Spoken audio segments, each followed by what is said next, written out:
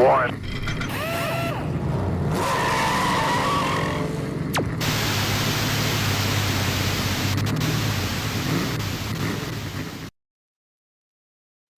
Good morning, everyone. Hope everybody had a beautiful weekend, a beautiful start to your week here. We are post Las Vegas weekend in the NASCAR Truck, Xfinity, and Cup Series, and we have a lot to unpack here. We're gonna start out hot. We're gonna roll off pit road in a hurry. We'll have lots to talk about from pit road too. There were some interesting things that happened this weekend that I don't think any of us have ever seen before. Not looking at you, Christopher Bell, not at all. That was some funky action, some heads up plays. I'm gonna give everybody a second to shuffle in here. I feel like in the early parts of the show, it's always like, let it come down to the front pew, everyone. Come. Don't be shy. It's early in the morning, 7 o'clock out here on the East Coast. Oh, we've got our first of what will probably be many cups of cold brew to start our day. We did a little beard trim. I think I did a little too much beard trim. I gotta clean that up next time. But we might have fixed some of our camera issues that we've had from long way and away. So excited to see if that works this morning. But no, I'll pull up my notes and we'll get cooking here. So the Truck Series back in action at Las Vegas Motor Speedway, right? I love the Truck Series. The Truck Series this year to me has been the most competitive it's been in a long time. Oh, I don't want the Homestead Miami schedule.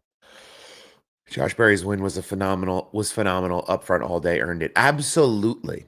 I think the teardown kind of really broke that win down in a really insightful way, talking about how, when the Wood brothers have not performed, it's always been, well, because they're the Wood brothers, because they're the single car team. And when they win, people talk about how they're the fourth Penske car. And I think yesterday they kind of broke that. I feel like that stigma gets broken more and more when Berry runs well and the 21 team run well. And obviously they're getting their support from Penske, but you still got to go out there and get on the wheel and put it in a place where you can win. So I was really amped for Josh Berry. He's one of the very few self-made drivers out there still in the field. I forget who posted on Twitter. There's like a nepotism chart on Twitter for drivers and how they got their cup rides, like who their dads are, who their sponsors, how their sponsors are related to them, things like that. And I looked at that and I was like, wow, there's really not a lot of self-made drivers out there in the field anymore. So good for him. Happy for him. But the trucks, Corey Heim. It was Heim time again. They should just rename this series the Corey Heim Craftsman Truck Series. I feel like he wins every race. I mean, when Kyle Busch ain't it, it's Corey Heim. This season, literally. There's only been 3 races and he's won 2 of them.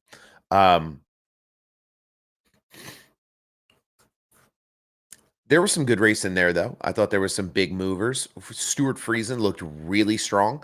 He's looked really strong all season. If there's any big Stuart Friesen fans out there, I mean, last week was Atlanta, February 22nd. He finishes second to Kyle Busch. And then this week, oh no, nope, I'm looking at the wrong thing. And then this week, Stuart Friesen, I mean, he slipped back to 6th, which going into the last few restarts there, he was out front. The thing looked like he was going to drive the wheels off of it, but we did see a great drive by Tanner Gray in the 15. Those Tricon cars looked really fast. He finished 3rd. Raja Caruth, last year's winner, finished his 7th here. Matt Crafton had a big run up there at the end. Tyler Ankrum run really well all day in the 18 truck. He was out in front most of the time before the rain came. That was a tough one too because the rain just The rain just stop and go and stop and go and stop and go. It's hard to keep constant momentum up. Lane Riggs looked really good there, a post rain delay. Um, then there was a lot of mess too that was going on. So it was interesting in the truck series. But I thought this was probably one of the better truck series we've seen. Backdoor Racing, good morning. If you're talking about trucks, stop calling them cars. I mean, they're NAS trucks. We're in NASCAR, NAS trucks. Either way, it's the same thing. You understand what we're talking about. But no, it was good. Tyler Ankrum was your stage 2 winner. Ty Majeski won stage 1. Tyler Ankrum finished P2 in stage 1. Just some really fast lap times. What's up, Austin? Really fast lap times in this truck race. I think we all had a good one here at Las Vegas. I was really thoroughly entertained when they let the kids just run by themselves. I'm getting into this old man mode where I'm starting to feel like, if cup drivers go down to run trucks, maybe we should like pretend they're not there, you know? Maybe they just score the truck drivers how you would even the win. Like if you come in second and Kyle Busch wins, that driver wins. That I don't know.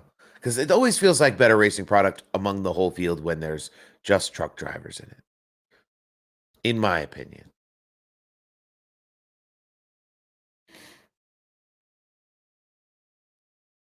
There's some wild names in here this week. Frankie Muniz, everyone's favorite Malcolm, finished in 24th place. That's a tough day for Frankie, but he did finish ahead of Corey Day. Everybody's really, oh man, sorry.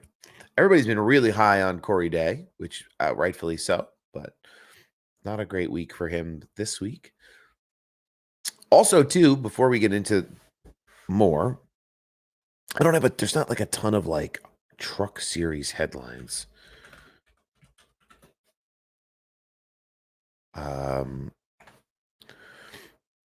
There was a big high limit race this past weekend. And I will be really honest with you.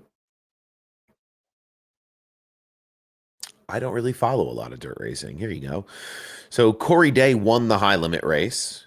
Corey Day capitalizes for $25,000 season opening high limit race at Las Vegas.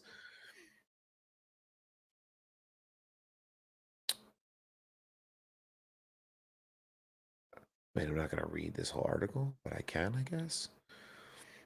Sometimes you'd rather be lucky than good, and Corey Day certainly utilized a little bit of both to win Saturday's season opener with Kubota High Limit Racing at Las Vegas Motor Speedway, which earned a $25,000 payday for the Jason Myers Racing number 14 BC pilot. Rolling from the outside pole of the 30-lapper, Day was the hunter for the majority of the races as he trailed pole sitter Darren Pittman. 2013 World of Outlaws champion, Pittman was the man to beat aboard the famed Crate. I'm gonna butcher it. Kreitz Racing, number 69K, easily controlling the opening 23 laps before the shape of the race changed drastically. Pittman appeared to have his first Kubota High Limit Racing win in the bag, especially notable coming this Pennsylvania-based team all the way from Nevada until the 69K ran out of fuel in a heartbreaking fashion. Is that the car that Bell was in? Maybe? I feel like they talked about him being out there.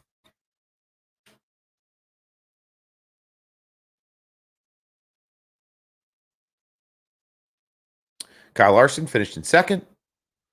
Brad Sweet began his title defense with an 11th to 3rd run aboard the Casey Kane Racing Napa Auto Parts 49.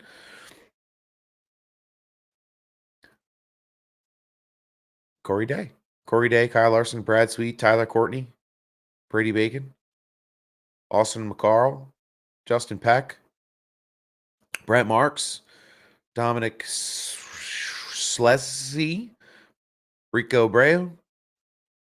Round out the top 10 for the feature.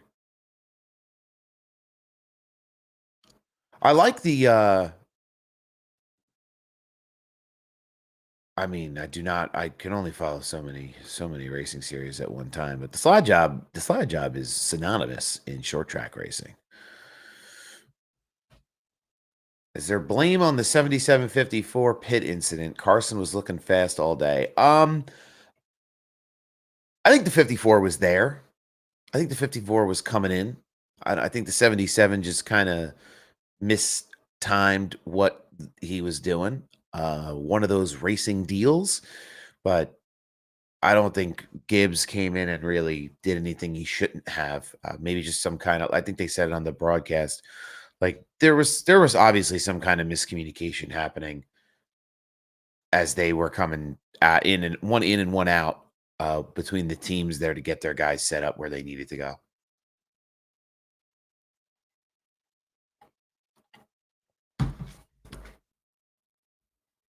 Where are we going next for the Kubota High Limit Racing Series? I'm going to pay more attention to this series as it grows with the Cup weekends, because that's kind of seems like it's their plan this season is to have scheduled a handful of these, higher limit, high limit races alongside of what is happening with the NASCAR Cup Series schedule, so these drivers can participate, which I think is really smart. Brings a lot of great new fans to the sport. I think there was some conversation. Kyle Busch had been at this race and had made a comment about how a lot of the fans in the stands were NASCAR fans. Like, it's a lot of people that came out of the infield at Las Vegas Motor Speedway who maybe had never been to a dirt race before. So it's pulling in this whole new audience because of fans who are really passionate about drivers and want to see their driver run another discipline. So um, I think dirt racing is naturally one of the most entertaining motorsports there is, uh, and we'll see how many people they can hang on to as time goes on. I think they'll find a lot of success that way. They have a race on the 19th. That's tomorrow at Thunderbolt Raceway, and then the 21st at Kevin Harvick's Kern Raceway, and then the 22nd High Limit goes to Paris Auto Speedway. So they can try to figure out when they're coming out my way. I went to a High Limit race once in Bridgeport. I enjoyed that. Didn't really know everything about what was going on, but went through the heat races, which I think heat racing is just a great time. We do it for the Daytona 500 with what we call the duels in paved oval track racing. Um, but I think heat racing is really great. Guys have to race their way in every week.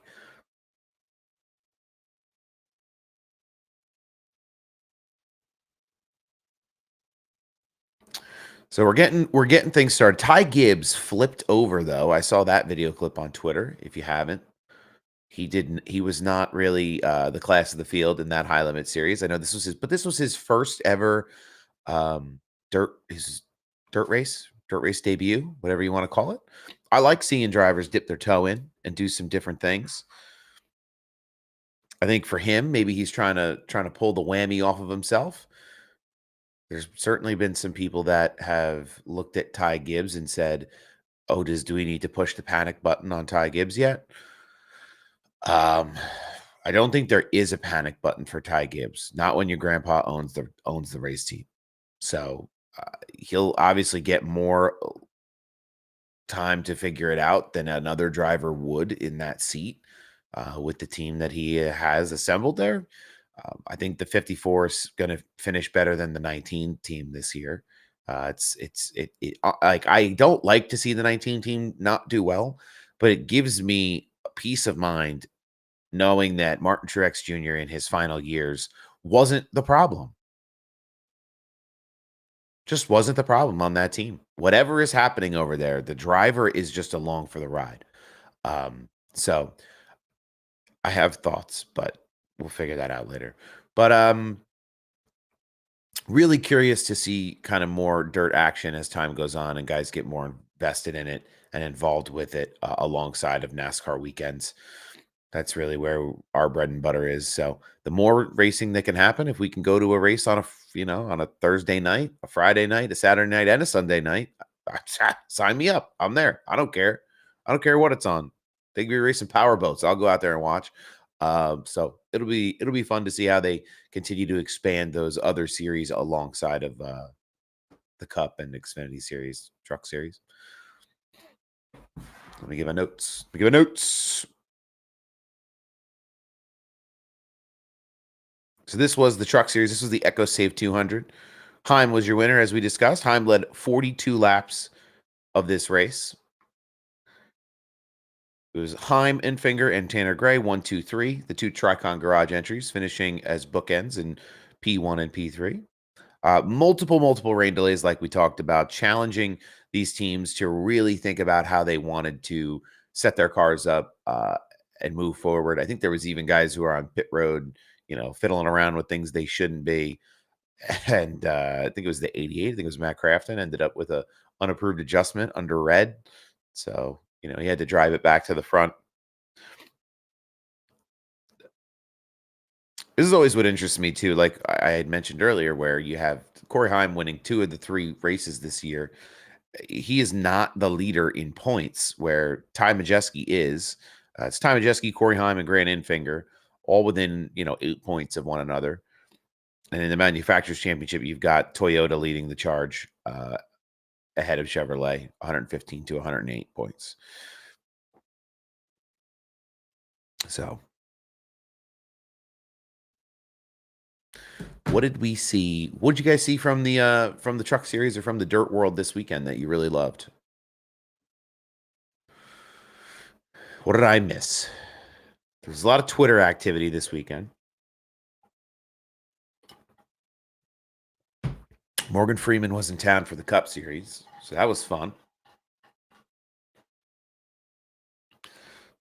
Dennis the Menace won big on the Buffalo machine, so that was interesting to see on social media.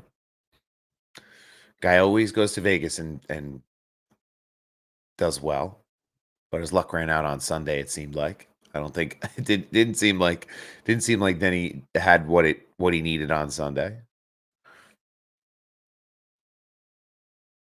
I had him in my picks this week too to do well here. I don't know him and Larson. I haven't really. I mean, Bell took a lot of wind out of the sails winning those 3 races. So I don't know. Maybe it's like the cars run so close to each other now.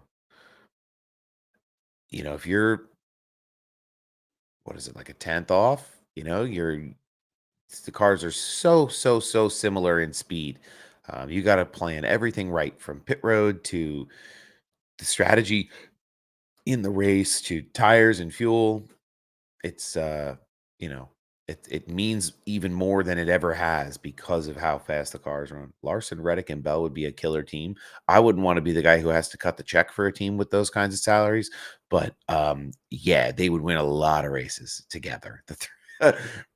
Reddick looked pretty good at Miami, or I'm sorry, at Las Vegas. I think that last caution at the end really messed with a lot of people's strategy to make it work. Guys who played the long run like Josh Berry, I think that's where it really the payday was for them. But before we get too deep into the Cup Series, boop boop boop boop boop boop boop. Where's my standings? Give me my standings back. Oh no, come on.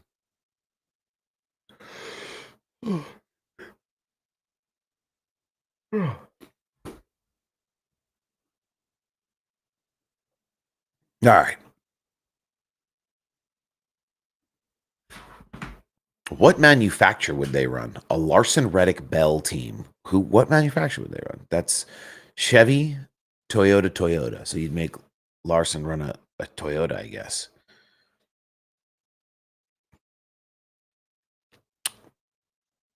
So the Xfinity Series race, the Liuna 300. Justin Allgaier back in victory lane, back in the playoffs, rightfully where he belongs. Felt good to see that 7-car run strong. Felt good to see them run up front in that junior motorsports car. Wicked paint scheme this weekend. Thought that was one of the better looking schemes I've seen on track through the field.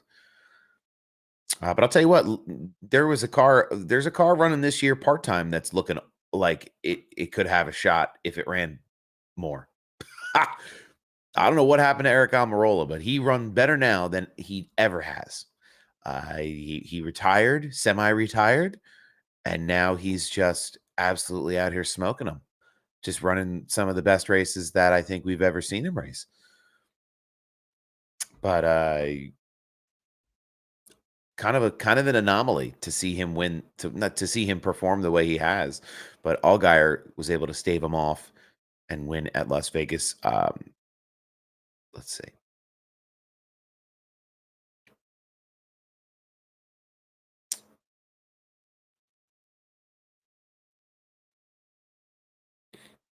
Wow, my notes are really lacking on the Xfinity series, but that's okay. Let me go to the pull up some information before we start talking. Yeah, again, Algaier, Almirola, Jesse Love, Austin Hill, Sam Mayer, Brandon Jones, Ryan Sieg, Harrison Burton, another good run by the Burton, by Harry Burton, Connor Zilic, and Sheldon Creed. We saw a lot of good action from Connor Zilic when he was battling for the lead for a while. He looks really good on this track, an intermediate track. Obviously, you hear Connor Zilic and you think road course. This guy's a road course ace, and he is. But he's starting to figure out more things on the oval side. He led 28 laps in this race, which is great experience for him to get as he continues to kind of mature as an Xfinity driver.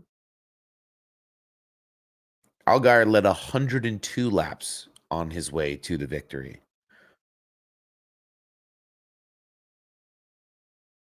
DRM looked really strong all day. They always look really good in the.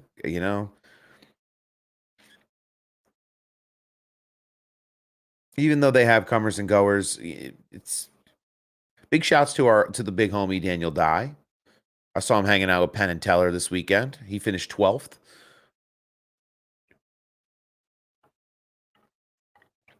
Talk a little more about JRM. Sammy Smith in 14th.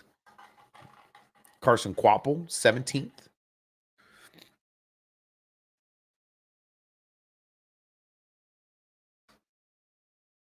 Yeah, RCR seems to be able to do something too in terms of the three most dominant teams in the Xfinity series. But it's typically JRM, Gibbs, RCR is in there. And then sometimes you'll get an anomaly like a Ryan Sieg or a Harrison Burton. I think those two guys have run really well this year, kind of consistently to start. I mean, you got Ryan Sieg is in 10th place in the points right now. Or no, I'm sorry. That's not what I want.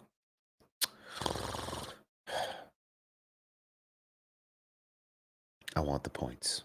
God. So you have, Justin Allgaier's leading the points now. I got to make sure I get this right because not everybody who wins is leading the points at this stage of the season. Justin Allgaier is first in points in the Xfinity Series. Jesse Love is in second. Sam Mayer, Austin Hill, Sammy Smith, Eric Almirola up 5 spots. The part-time driver in 6th place in points. Sheldon Creed, Taylor Gray, Connor Zilic, Ryan Sieg in 10th. That rounds out your top 10 in the point standings. Harrison Burton in 13th. Jeb Burton in 12th. Ahead of Carson Quapple. They're ahead of William Sawalich, who I had a DNF. He got in the wall early at Las Vegas and had some problems.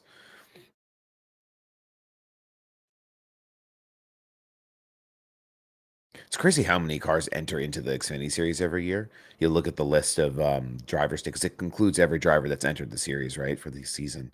It's amazing how many of these drivers are not full-time and they just kind of run the 500 or kind of one-offs in different places.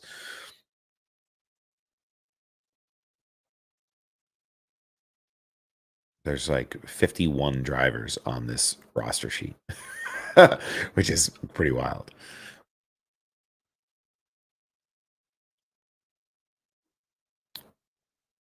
That also gives us a chance to look back at some of the Truck Series standings too. Some notable names.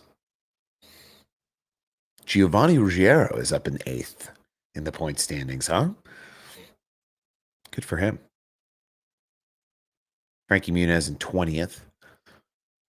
Raja in 18th, but that's up 12 spots, if you can believe it, after his finish at Las Vegas. Matt Crafton up to 15th in points. Stuart Friesen in 5th in points, which we love to see. There's a lot of movers. There's a lot of things happening. Truck Series is always interesting to me because they run less frequently. So you get a Truck Series race, so you got to make it count because you might not get the chance the next week, depending on the schedule. Xfinity follows the Cup Series, so you're going to go out there and you're going to be able to get another shot out to do something. But this was a good one from the Xfinity Series in Las Vegas. I think this is one of the best tracks they run all year in terms of intermediates.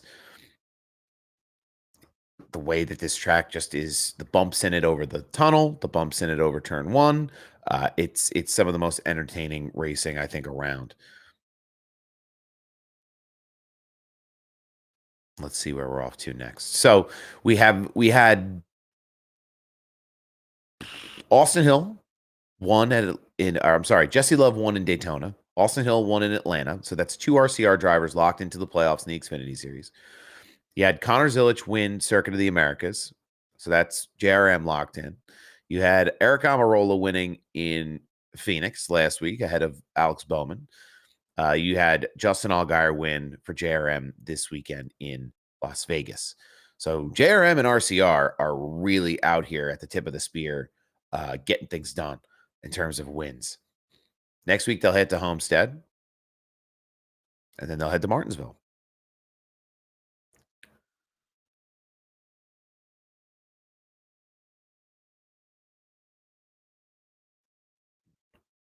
Homestead's a track. Where is Homestead Miami Speedway? Obviously, it's in Miami, but like, I don't know, like on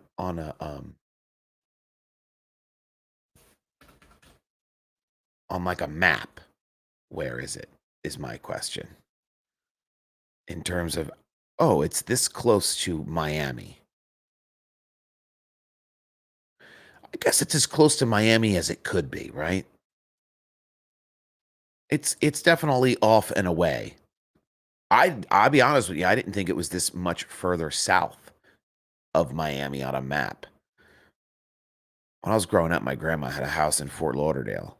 I didn't even realize how close Fort Lauderdale was to Miami.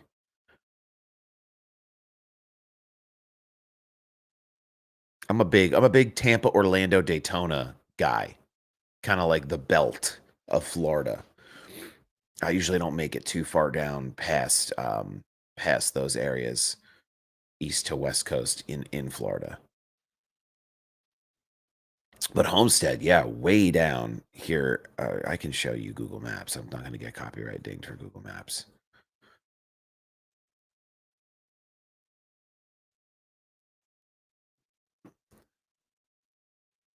Like Homestead Miami Speedway, way down here, like Bahamas level.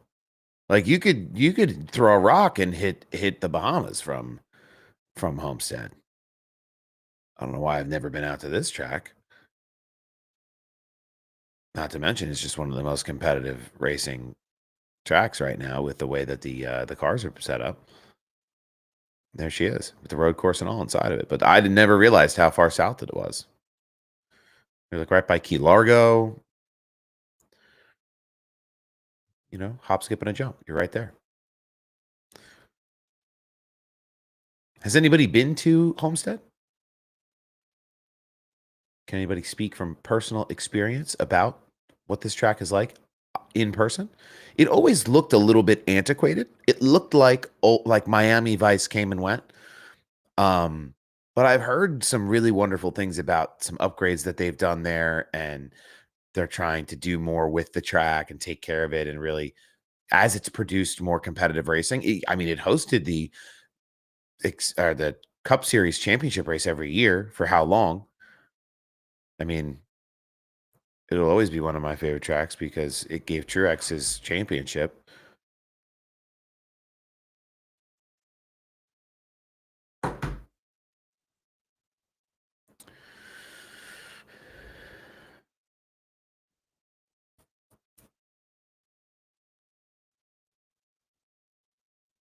I never realized where it was though. When is this? March 22nd? Sal's not going anywhere. I feel like it'd be worth the trip. Yeah, especially like for us Northeast folks.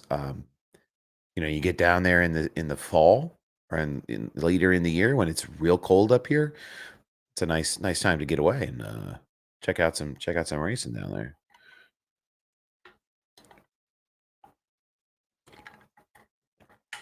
Sal's projected race schedule has changed drastically this year for attending in person. Not in a good way. Not in a particularly good way. I was supposed to go down to Charlotte in April to do a scouting trip. I've only been pestering my fiance for the last 2 years about why we haven't left New Jersey and moved to North Carolina. The cost of living here is out of control, and I've always wanted to move a little closer to get an opportunity to do something in the sport if I could, um, which doesn't seem likely anymore. You know, they don't really like 30-year-olds. They want young people who are kind of more in tune with what's happening out there. Not that I'm not, but probably not as in tune as those other guys that are just coming up. But was supposed to do that, and that's not looking like it's going to work for April. So maybe later in the year. Was trying to do the Coke 600. Maybe that's still in the cards. Definitely going to do Dover still. Let's see. Thought about Martinsville, to be honest. Tried to take, Amanda's really big on some of the mile and a half, 2 mile tracks. So we talked about going to Martinsville, but if she's coming with me, she was already not too thrilled about going to the tracks they don't drive fast at. So we'll get her to understand the short track racing one of these days, but just not yet. It hasn't quite permeated through the thickest layer of her skull. Maybe Pocono this year. Maybe I'll go back out there. That's an easy trip for me in June. If I'm in town. June 21st sounds like I may be in Las Vegas for work, but if that's usually just during the week, so I probably could go to Pocono during the weekend. It's not really far. So maybe do just kind of Pocono, Dover. I'm looking at the Xfinity schedule. I'd love to see. I'm honestly more excited for some of those races. Pocono, Dover.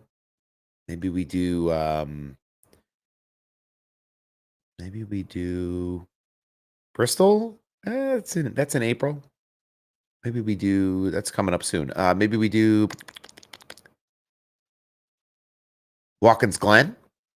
You need to come down to Atlanta. I grew up 2 miles from the Speedway. I have heard such wonderful things about Atlanta Motor Speedway, and obviously we watch it every year at the earliest stages of the season. Um, you know, Coming out of Daytona, going right to Atlanta, the way Atlanta has changed, the way it drives now, with the new car. I think it would be a rootin' tootin' time. They had some real fancy folks from my job go down there this year as part of like a I don't know what you'd call it, like a fundraising event or whatever they want to call it. And they were hanging out with Kenny Wallace and stuff in the box, and I tried to finagle my way down there for work purposes, but I don't think anybody was buying that, and I couldn't quite get the approval to head down there for that purpose. But I definitely want to get down there and check it out one of these years. It's tough because like for me, everything is so far away to drive to. So you probably fly into town, be there for the race. My big thing with traveling, in terms of like flying to NASCAR events, is I want to be there the whole weekend. I want to see. I'm one of those guys that's gonna go there for the weekend and show up and watch the Truck Series race, as much of it as I can take. Watch the Xfinity Series race and watch the Cup Series race. I want to see all three. If they're out there, I want to watch it. If I'm traveling, you make the effort to travel. You make the effort to be somewhere to show up. Those drivers and teams travel from all over the country. They drive their trucks and trailers and make their way. They leave their families behind. So the least I can do as a spectator is try to watch as much of it as possible. That's the way I feel about it. So tough to do in terms of like setting up a schedule and understanding, you know, what you can travel for and how much it's going to cost. But there's some good ones on the schedule still for this year. The year is young.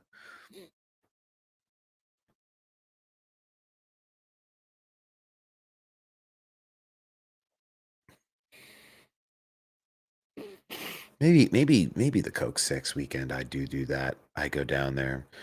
I wanted to go down to Charlotte in June as well. There's a break. I don't know. We'll see. Um, we'll get into the Cup Series here. Josh Berry, obviously your winner. You've seen it. It's been talked about. Um, not really an unsuspecting winner, I don't think.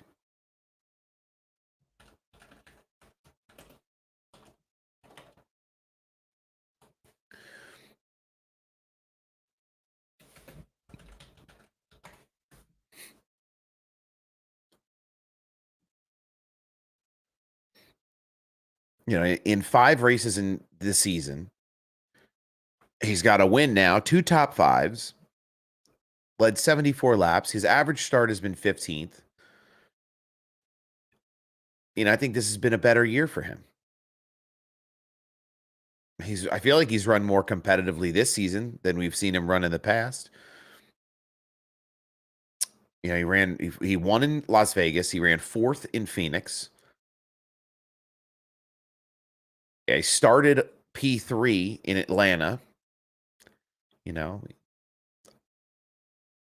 Doesn't always reflect the winning, the finishing positions don't always reflect the best characteristics of the drivers, but I think he has obviously run better this year, and has a really smart group of men and women that help him out and get that car fast.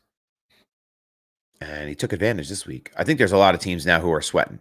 A lot of drivers who are sweating now, because you had Bell win 3 in a row. So there's opportunity for new winners is getting smaller, right?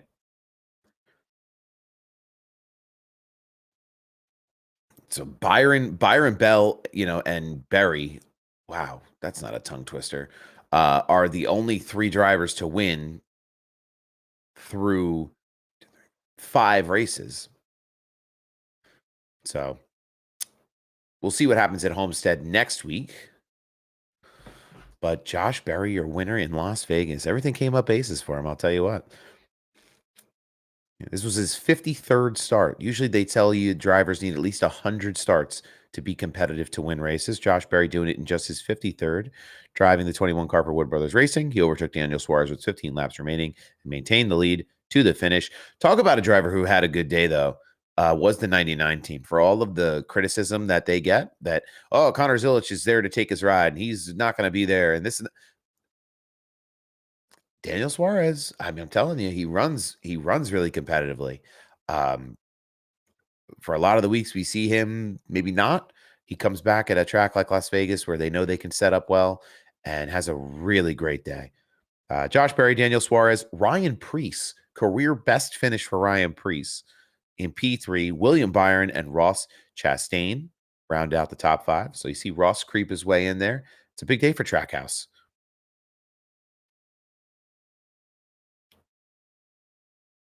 It was unfortunate to see Ryan Blaney go out the way he did. That's one to me that is kind of on him.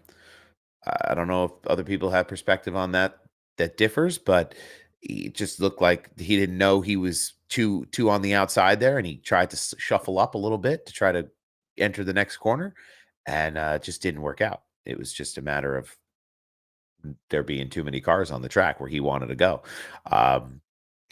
Which is a shame because he looked like he had a lot of speed. We want to see Ryan Blaney up at the front. When Ryan Blaney's good, the field is competitive. Same is true for a lot of drivers, making sure that, there's a good competitive group of guys running every week. But it's just, I feel like Blaney does enough, puts enough work in that he should be coming up toward the front. No, come on. Next week they'll head to Homestead, obviously, alongside of the Xfinity series. Tyler Reddick is your winner out there last time. That 45 team runs so good there. We saw that finish between Reddick and Blaney last year in the playoffs. Instant classic, I feel like. That track just doesn't get enough respect.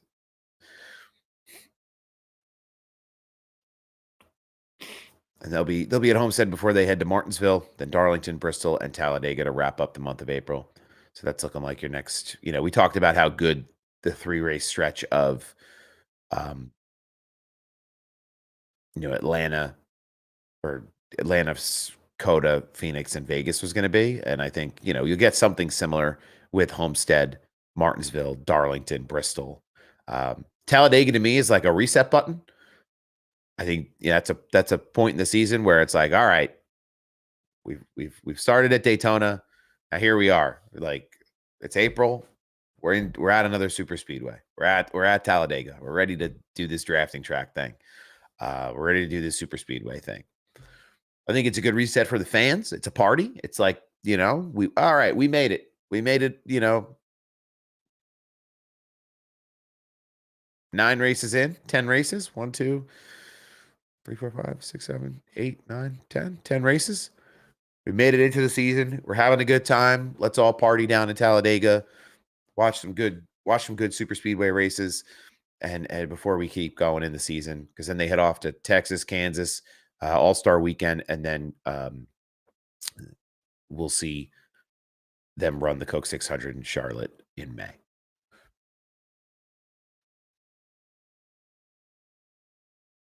My fantasy team got absolutely crushed this week. If you're in the Slide Job Sal Fantasy League in NASCAR, just be nice to me, because I am absolutely getting smushed this year. My ATYL picks in the ATYL crew group also getting absolutely mushed.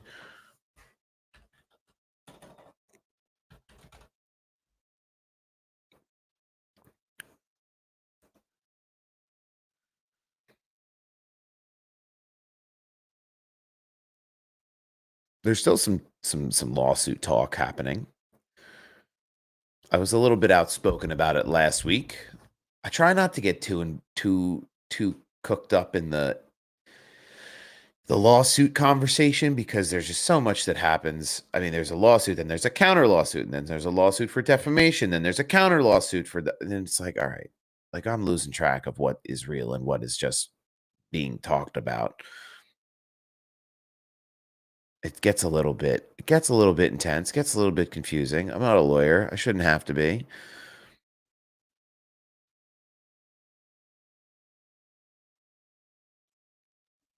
The big story of the week was Josh Berry, though, which is great to see, because we need it.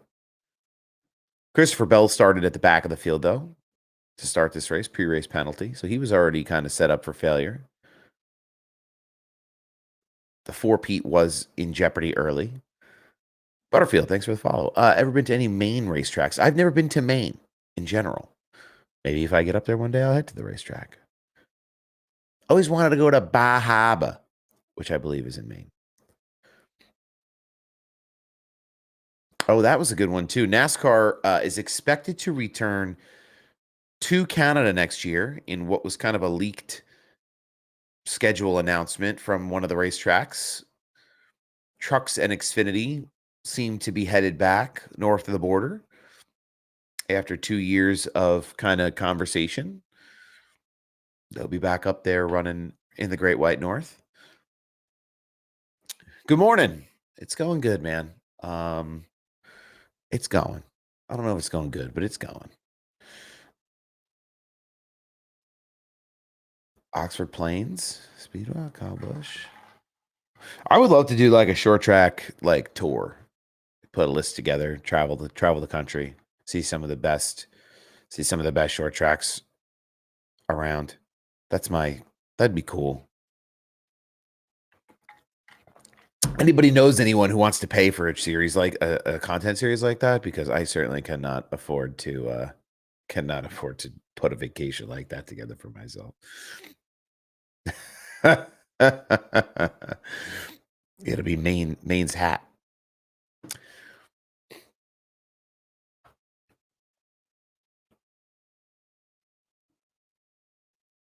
The Denny Hamlin won over $200,000 on a Buffalo slot machine this weekend in Las Vegas, which is wild. That's he's to be fair, he's playing $500 rolls on a slot machine, so Should tell you all you need to know. Haul my car to each track will get us sponsors. I'm into it. I'm a marketer. I can sell. I can sell us some sponsors when we get there.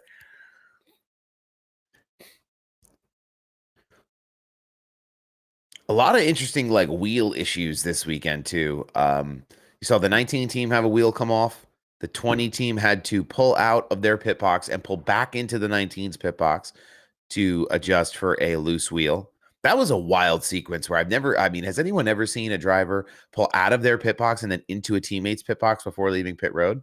I mean, it's really heads up by the crew chief to put that together and for Christopher Bell to find his way across traffic back into another pit box, because they would have lost big time spots and gotten penaltied and fined out the wazoo if they had left pit road with the loose wheel. So that was a real heads up play by them. But there were some wheels that got loose. Kyle Busch had an accident, really, where he just mollywomped that wall with the right rear wheel end tire came off.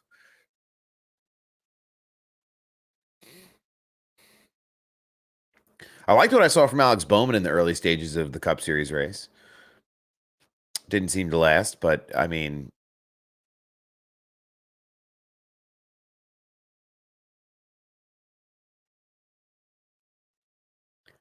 looks like there's going to be another tire test. There was a big tire test at Phoenix, and then there'll be another tire test this upcoming week in Charlotte. Goodyear's really putting the time in this year. At least they're being more public about it. I should say, where they're kind of letting people know they're trying things out, which I think is great. I think is really great because there's so many opportunities for them to influence the racing product on track, that by creating a softer tire, they're really allowing these drivers to drive more competitively around each other. I think the times are getting closer and closer. The cars are getting more and more similar, and it's, for some people that's not a good thing. I think if you're gonna run the way the cars that we run, the package that NASCAR runs, this is the only way to do it.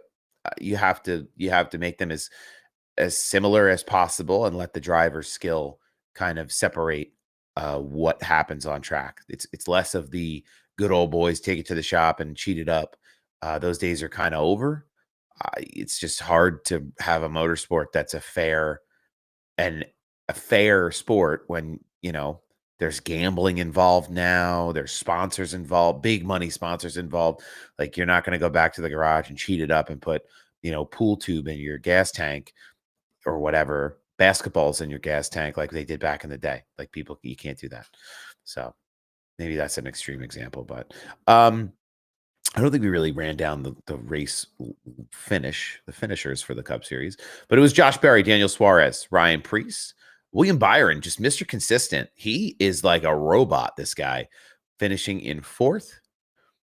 Ross Chastain in fifth, Austin Cindric sixth, Alex Bowman in seventh. I knew when I said Alex Bowman had a good day that I wasn't having a fever dream. I knew that he finished decent.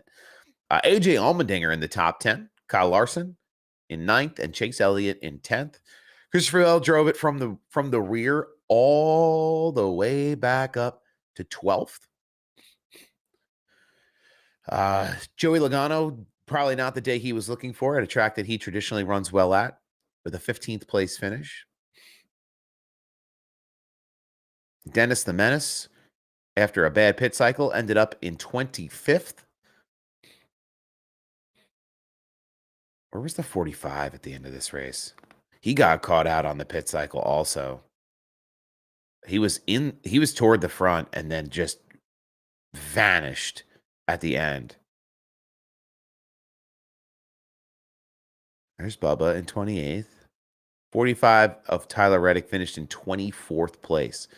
Yeah, those guys really got the screws put to them on that final caution. Let's see if I can find it. Yeah. Lap 245. Noah Gragson had a right front go down and just whomped the wall. And that set everybody up for a whole different race there toward the end. But Berry was strong all day. I mean, it wasn't like he just appeared out of the ether and was at just happened to be at the front. I mean, he led 18 laps. I mean, which isn't as many as, Kyle Larson, who led 61 laps today or on Sunday. Reddick led 34. There was a lot of different leaders. So, Cindric led 47. There was some good leaders out there, but it's only, you only have to lead one lap. And that's the last one. So I'm happy for Josh Berry. I think it was a great performance by that whole team.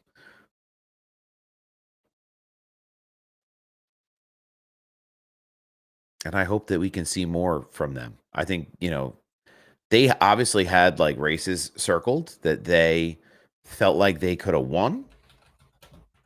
And this one is, this one seems like it was a surprise. So maybe they have some other tricks up their sleeve.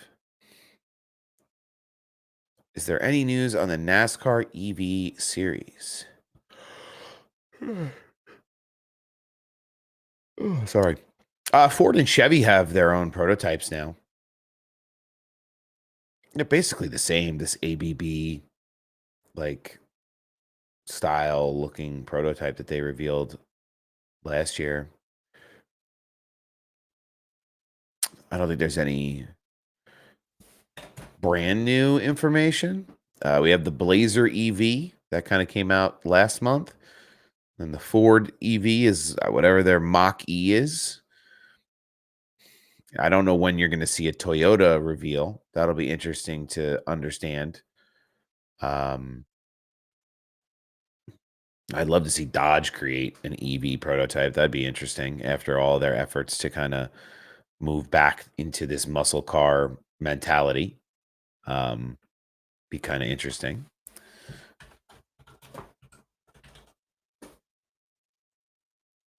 If they did go back the other way. I was curious about this, and I'm glad that I actually typed this up. Josh Williams got out of the car this week and was replaced by Ty Dillon like halfway through the race. And I didn't know why. I wasn't home. I was in a crawl space again. This will be my last weekend in a crawl space. So I will hopefully be more in tune with the Xfinity racing because these have been the crawl space weekends. I blew out a buddy's pipe in his house last week or 2 weeks ago, and then we didn't finish fixing everything until this week. So I have been less than engaged in some of the things because of that. Yeah, so he had some kind of illness. He's been sick since CODA. It's just getting hard to breathe in the car. Couldn't catch my breath. It wasn't safe to stay out there. Taking medicine, doing what I need to do, but they said it could take a while. So I just wish it would hurry up. So, obviously illness happens. You see driver swaps happen once in a while. Yeah, he jumped out of the car and they gave him like an inhaler or something like right away. I really want to see Josh Williams do well. He last year, I remember the first year he was kind of the first year in that 11, right?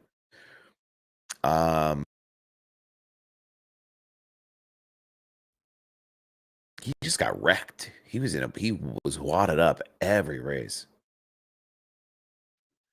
Would we think about Kyle Busch in the Xfinity Series broadcast booth?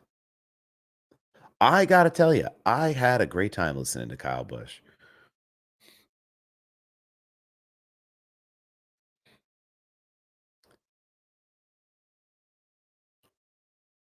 I think that Xfinity booth is one of the best booths in motorsports right now for the CW. Adam Alexander, Jamie McMurray,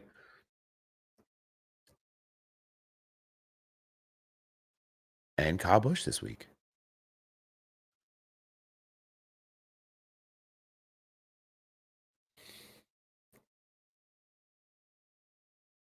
Adam Alexander is low key cooks. And there were issues with the CW again. I mean, we could talk about it every week. Someone's going to have an issue with the broadcasting every week because of their broadcast rights nationwide. I don't know why they won't put it on the app. People have asked. I've seen tweets about it. They just don't seem to. They don't seem to be too worried about it with the deal that they have. I guess it's not part of the package that the broadcast package that is happening for NASCAR right now. So interesting that they haven't done it yet. I don't really understand that, but hopefully we can stop getting like girls basketball practice interrupting the race on a Sunday afternoon. And a March Madness, especially coming up, it's going to be interesting to see what kind of if there's more issues through the month of March with some other large sports events happening.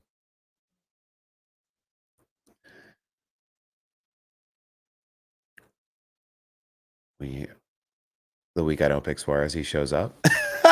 That's always the way, right? Austin said, "We need to get you a bigger platform on here. You have too much info and knowledge for only 4 people." Well, we do stream this live on TikTok on the Slide Job Sal account. We also stream on YouTube, Facebook, and Twitter on Above the Yellow Line Media. You can check out Above the Yellow Line Media. There are a ton of shows that ATYL Media is doing this year. There's a ton of creators all under one roof that we have tried to. Well, Taylor has very much tried to get us all working together, and we certainly have over the last couple of months prepping for the season, and as we've gotten through and into this season so far here in 2025. So it's provided us some unique opportunities to work with one another. I will tell you right now, I have been off the pace in terms of the content I usually create for the year. Usually I'm doing like multiple videos a week. This year I have not been able to hold that standard. So it's been a little different because of some personal things and work. The work schedule has certainly been I've been more active there than this time last year.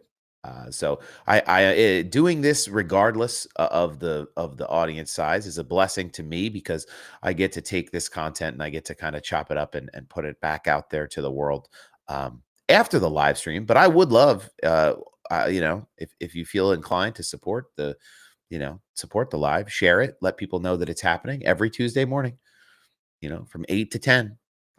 I'm sorry, what time is it? From 7 to 9. Sorry.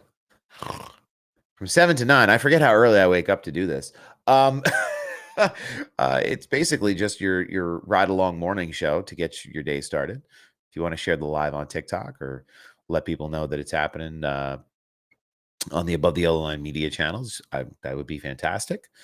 But yeah, we're slowly trying to grow like a more engaged community here on this show. I used to do this just on the phone. This started out as like a Monday morning quarterback kind of deal.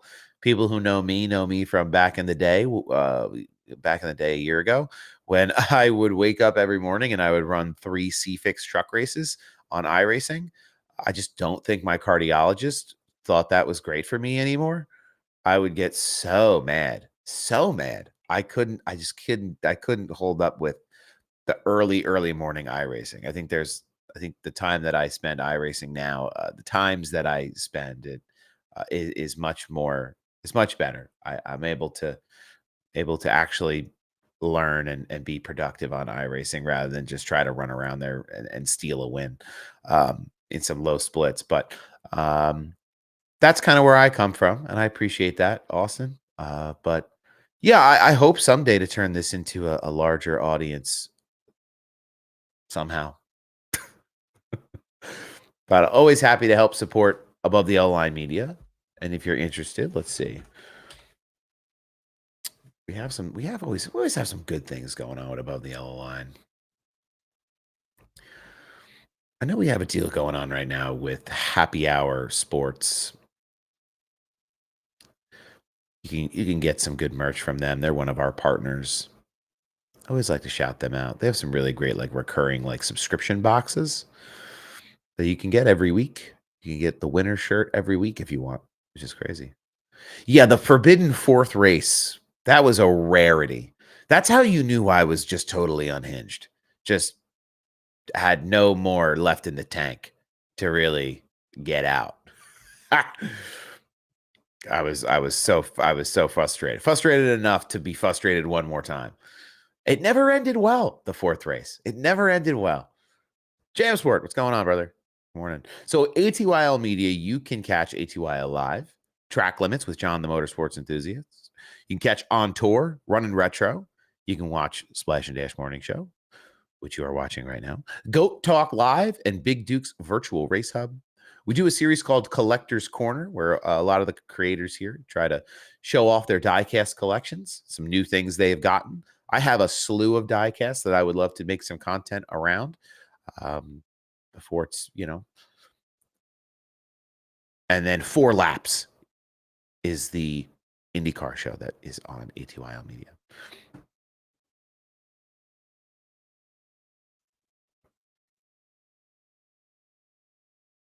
We have a big team. There's 1, 2, 3, 4, 5, 6, 7, 8, 9, 10, 11. 11 of us. There's quite a few of us that have kind of come from all over the motorsports content creation world that have been corralled by the one and only Taylor Kitchen. She does great work for Racing America and for Above the Yellow Line Media. So happy to always be a part of the bigger picture with this group. So if you have the opportunity to support Above the Yellow Line, make sure you check out YouTube, Instagram, Facebook, TikTok, Twitter, wherever you feel like you have the best accessibility. This is the place to get all the motorsports content, all of it at once. Oh, yeah. So what do we think about doing this show for an hour instead of 2 hours? Moving on, moving ahead. I've taken this with some thoughts. So it used to be 2 hours because we'd stop at the 1 hour mark and we'd go back and essentially talk about everything we talked about in the first hour again. But we would watch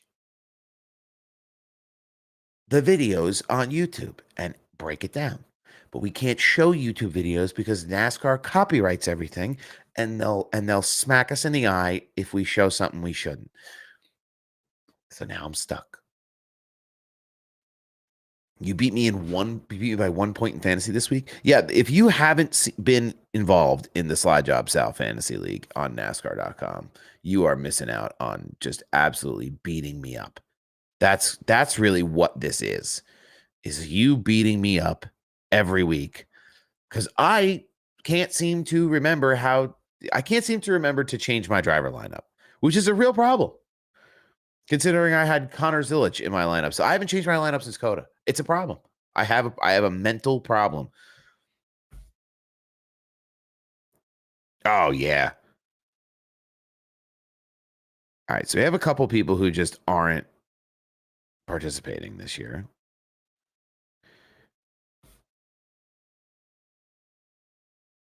But I am getting absolutely mollywomped.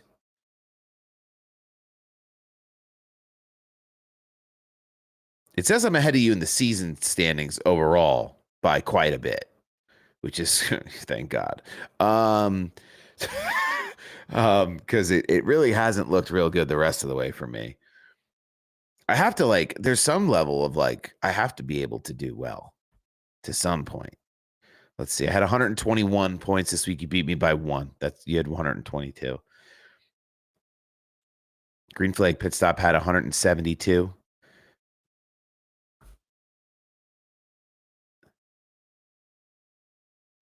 De Talente. I don't know who that is. De Talente had 196 this week. Ryan only had 87 points this week. Ooh, that's an off week for the big dog, for Daddy Ryan RB. Usually he is on his game. Is there any streaming service which you can show YouTube videos on Twitch? You can show YouTube videos. You can show them, but it's getting harder to show them on all platforms because of the way that technology is in terms of AI copyright tools. where there are now tools out there that exist on behalf of copyright holders that essentially just scrub the internet. Uh, YouTube self moderates with its own tools to avoid any major issue, but it does hold up creators where it's like, oh, I want to show you this. I don't have express written permission from NASCAR to show their highlights. In the end, what we do here is talk about their sport and amplify, their business. So it kind of hurts my head to think that we have issues with copyright use, but that's just the way it goes. TikTok is a little bit more casual with how they enforce it.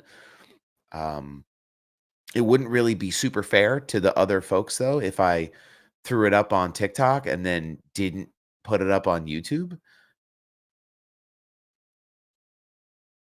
But Twitch is actually one of the worst for copyright infringement. They have tools that will scrub and remove audio and delete streams if you're not within the copyright agreements for for that platform in particular.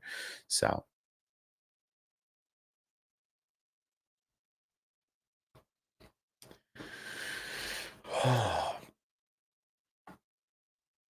I gotta trim this beard up a little better. I look like the waking up, busting your butt. Have you seen those guys on Instagram? I've seen those guys every day on Instagram. It's painful to watch. My algorithm on Instagram has just devolved into just awful, awful, awful, awful, awful, awful, awful video. Trying to get a little extra pay. It's country to the bone. Like it's very catchy though, and it's on all these different places. I can't stand it. I can't stand it at all.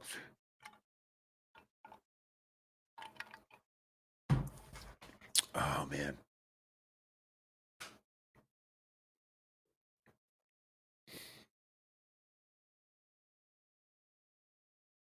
I'm trying to think of who had a big save this week. There was somebody in the Cup Series who had a big save going around turns 1 and 2, or coming out of turn 2 there, and it looked really casual. Maybe it was in the Truck Series. Maybe it was Caden Honeycutt. There was a Truck or Xfinity Series car that was sideways getting out of the corner, and if you look at it from like the rear angle, it looked very mundane. But it was a tremendous save.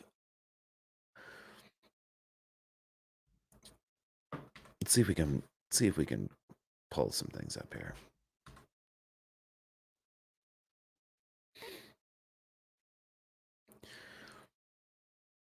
Oh my goodness. So Spire's getting ready for their race in Homestead. All of their truck cars are HendrickCars.com sponsored. The 71, the 7, and the 7 all look exactly the same. And then they have the 77 truck that's white and blue with a different sponsor. But all white and blue or red, white, and blue, some sort of variation for these all 7s and 0s and 1s, which I'm sure won't be confusing at all.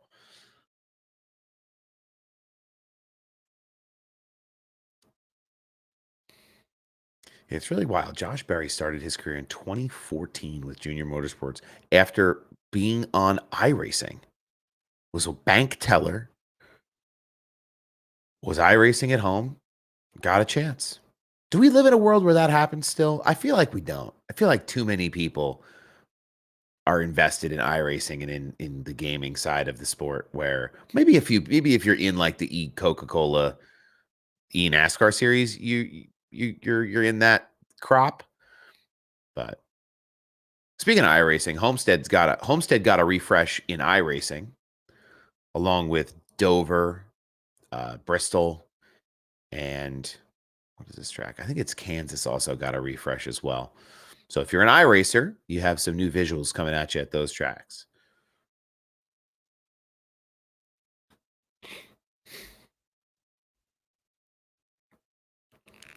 Ow.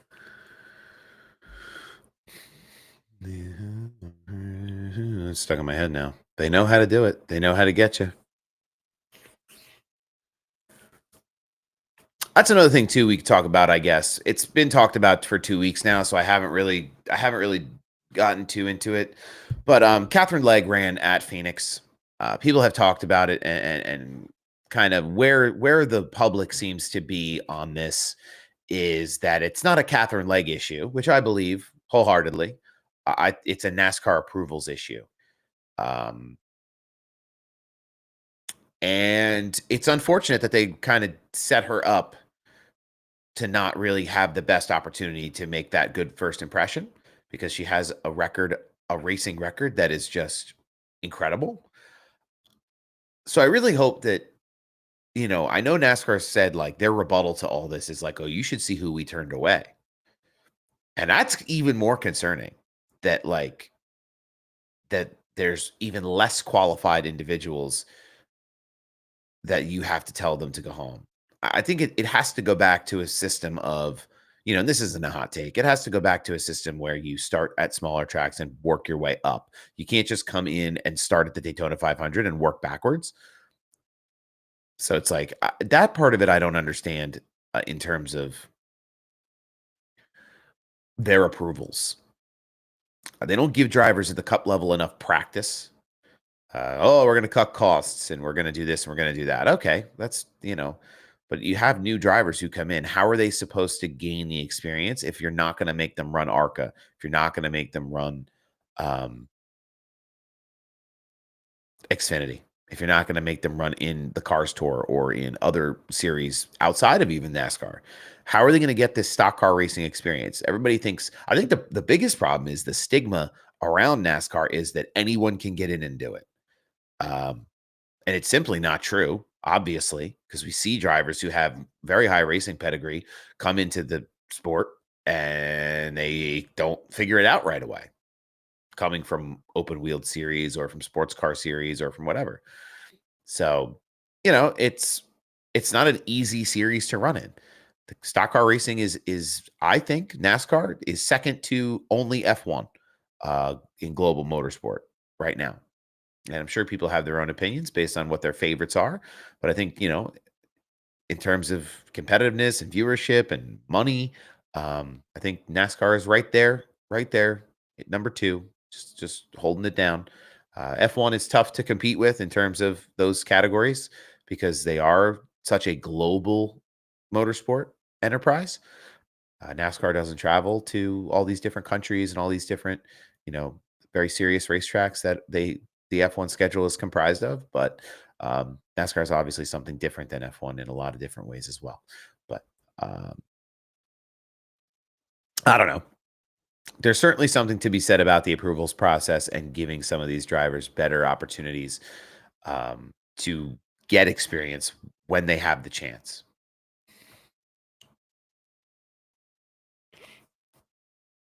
Did anybody listen to the Dale Jr. download this week with Carl Edwards?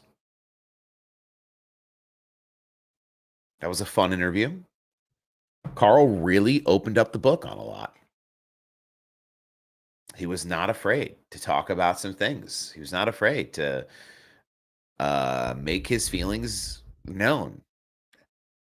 Seems like he's getting more comfortable to be back in the sport, but I certainly understand why Carl Edwards stepped away from NASCAR. He said in the interview, I know NASCAR was throwing cautions to make racing more exciting, and that's a fact. I think we've all known that NASCAR does that for a long time. Debris cautions that just don't seem like they belong. Those are things that people have been kind of scratching their head over for a long time, and it's interesting to hear somebody with the experience level of Carl Edwards come out there and say something like that.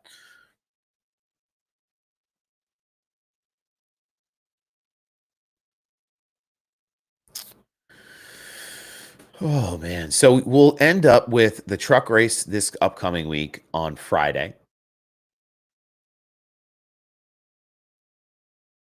in the afternoon. Saturday, you'll get the truck race will be on FS2.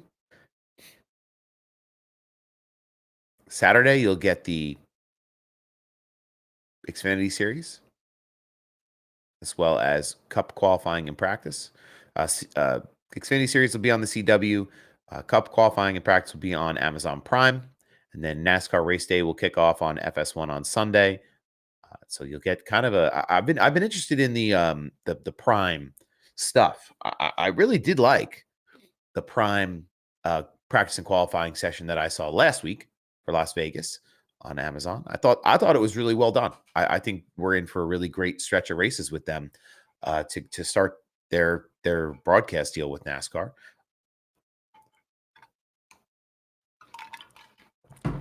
I like their graphics. Everything kind of seems like it meshes really well.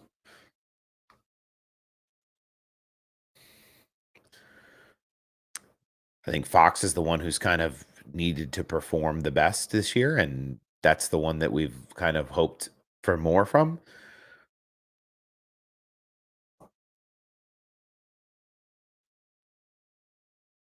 Average racing positions at Las Vegas from the Cup Series. William Byron's average position run today was 7.74. The guy's just steady Eddie. I don't know how he does it. I feel like he flips his brain off and it's just like, I'm a race car driver driving a race car and I don't know anything else, but I can just go fast. And he does so well every time.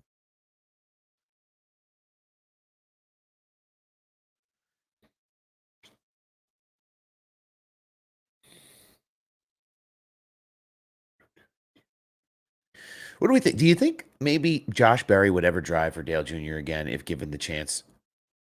If Jr. bought a Cup charter, think he'd go back run Chevy? That'd be a wild story. I feel like that'd be awesome to see a guy who came up wanting to be a Cup Series winner, then becomes a Cup Series winner and runs races for a guy who's wanted to own a Cup Series team for so long. Equipment has a lot to do with it. He would struggle, I believe, if he was on a team like RCR. I think everyone on RCR is kind of in the hole right now, for sure. I think the equipment does have a lot to do with it. I agree with you very, very much so. Um, I think the alliances matter. It's hard. You're not going to have a Hendrick Motorsports being a part of a program like RCR. They're going to create their own feeder system. I think Hendrick is the premier Chevy partner. But what does RCR do? The 3 isn't running competitively, hasn't in quite a while. Super speedways and short tracks. Everything else in the middle is just kind of And Kyle Busch is consistently overdriving the equipment that he's in to put it in decent finishing positions. I don't know. It's really tough. I feel for Kyle Busch. I don't know it's just like very frustrating to watch him not run well after all the years of dominance that he had across the series.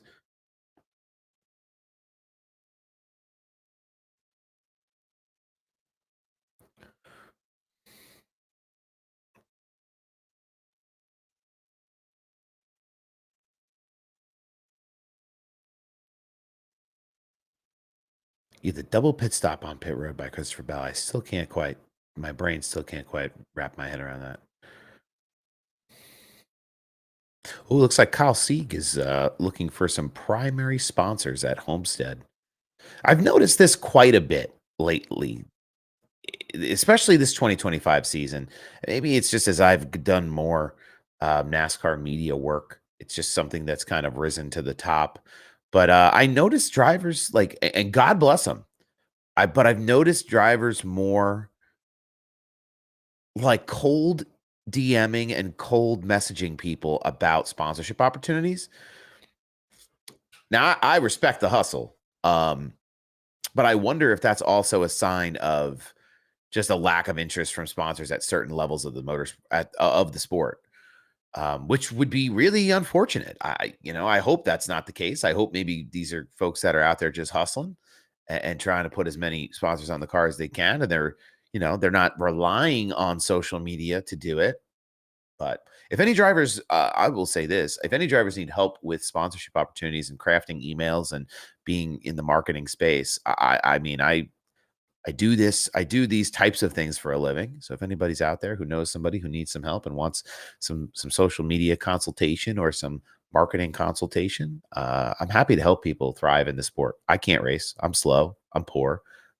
If they're not slow and poor, let me help you. I know the Vegas car Kyle was running is 2 years old. Apparently, RCR only has new super speedway cars. That's interesting.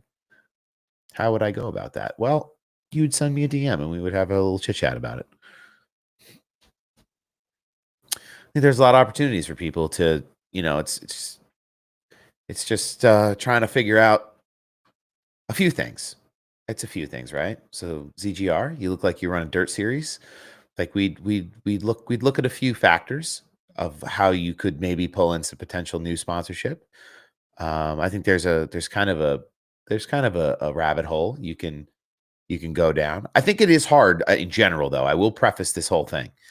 It is harder now to get sponsorship, especially at grassroots levels, than it has been because of the state of the economy.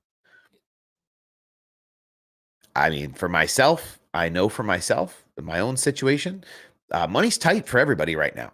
And that kind of reflects back into the business world too.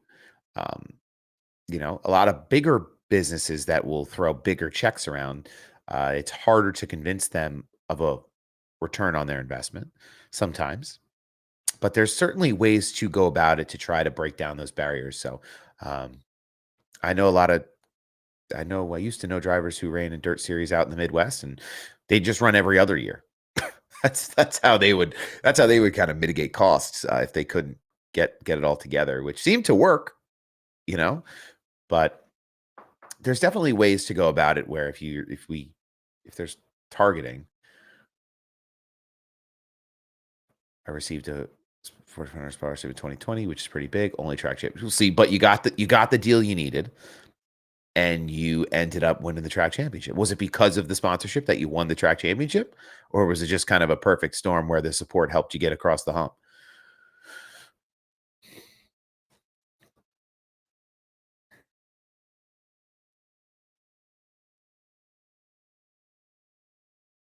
Always happy to help. If there's people who are interested, I don't know if there's really people who are interested in it. I think there's a huge benefit to people being on social media and creating this. I'd say the perfect storm, better equipment that year too. Yeah. So I think as much as people maybe not don't want to become like these social media people, I think in the motorsports world, there's such a great opportunity for drivers to showcase their personalities, especially at a grassroots level, because there's no governing body telling you what you can and can't say online.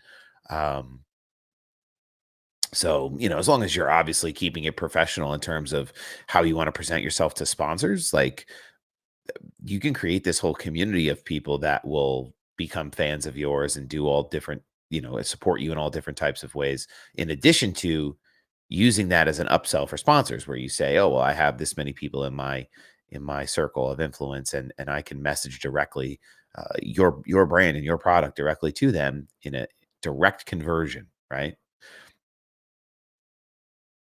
there, you go. See, you're already halfway ahead of the curve. Some people aren't even doing it. They're just that's what bothers I think it bothers me the most about some of the, I don't know, most popular driver award winners is they don't really, oh, well, we need to pay you $1 million to do media for the series. Like, wouldn't you want the series to grow your personal brand so that when you sell more t-shirts that you get a piece of that? Unless they're setting these deals up where the drivers aren't getting as big of a piece of their merch sales, or they're not getting as big of a piece of their um use of their likeness as maybe they want to get, so they don't really care to promote as much, which is possible. I don't, I'm not in the business side of it, but it would just make sense, like, to protect the future of the sport, to be involved in more of these types of things, or in as many of these types of things as you can be. I mean, I'm out here, there's media people out here that want to make it, and they're not paying us to do this. We do it because we want to. So that's how we see it. I don't know why it's not the way it used to be. Drivers wanted to talk. I think drivers today are afraid of the consequences of talking to the media. I think a lot of the time they fear any kind of repercussion of, oh, I said this thing, or I gave this impression that I did something with intent. Um, I don't know. There has to be some kind of like defined line of where NASCAR steps in and where they let the entertaining product happen. I mean, they're all about entertainment, right? They're always trying to create more entertainment.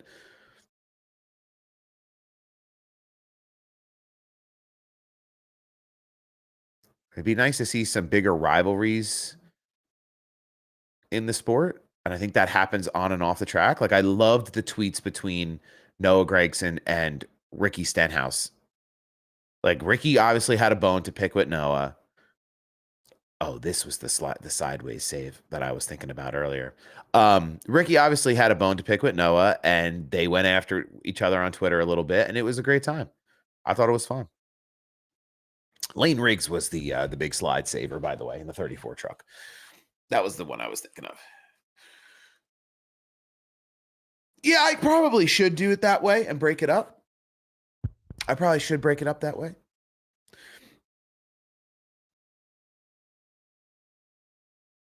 I mean, there was a big brain move by Christopher Bell and his team to slide up and get into that pit stall to avoid the penalty. I'd never seen anything quite like that, though. I don't know if anybody else has.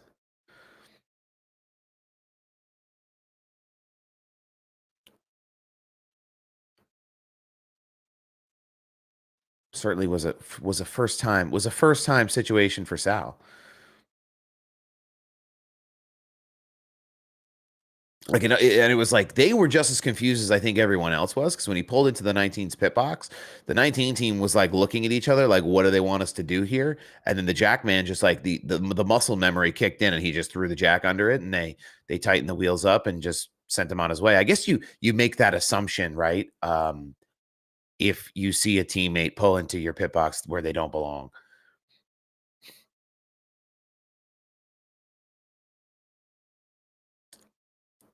I mean, we could do a little. It's 8:30. Usually the preview stuff for me only lasts a couple of usually lasts a shorter amount of time because it's tougher to recap, but we could talk a little bit about a Homestead. Miami. Homestead the Miami Speedway. We're going to Miami. Oh, let's see. Where'd we go? What'd we do? Where'd my tab go? Hold on. I lost it. Bradley Chubb will be the grand marshal for the Homestead race. That'll be fun.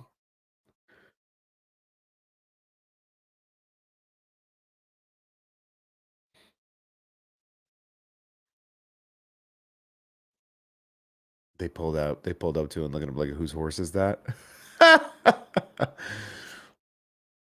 Yeah, I usually jog up some notes. This week was a little bit tough. I don't get to sit in front of the TV the whole time to watch all 3 series like I would like to. Not every week. It's a little getting more difficult. Hopefully, what month is this? March. We're going to get through April. I'm probably going to have to move in the next 5 weeks again. So after I move and figure out what in God's name my life is going to look like after I move, it'll be a little easier to have kind of a sit down place to watch some of the race. Truck racing is awesome, but I bet to spend more money in smashing stuff around the house. It's not a good move, but thank you. It's not a happy move.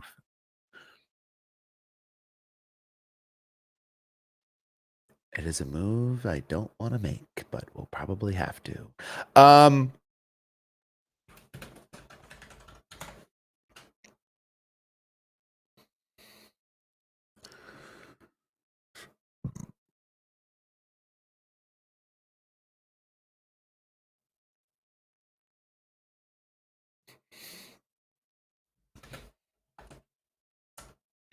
Just trying to save up money for a house. And the way the world is today, if you pay rent somewhere and you're also trying to save money for a home, it's wildly, wildly difficult to do. So you have to decide. You have to decide what you're going to pay for in the end. I like to see them run on dirt again, but no, Bristol dirt isn't the same. The only track NASCAR should run on dirt is Eldora. And I know that they have a strained relationship with Tony Stewart, and I get that that's kind of a problem, but that would be the place to see NASCAR run back on dirt again. The Truck Series used to run there on dirt, and it was awesome. It was awesome. Um, Someday, maybe they can repair that relationship, put it back in a place where we could get maybe an exhibition on dirt. Bristol dirt race was it was nice. It was a nice idea, but it was very much so a gimmick where I don't know. It just didn't. I don't think it felt right to anybody who knows dirt racing, right?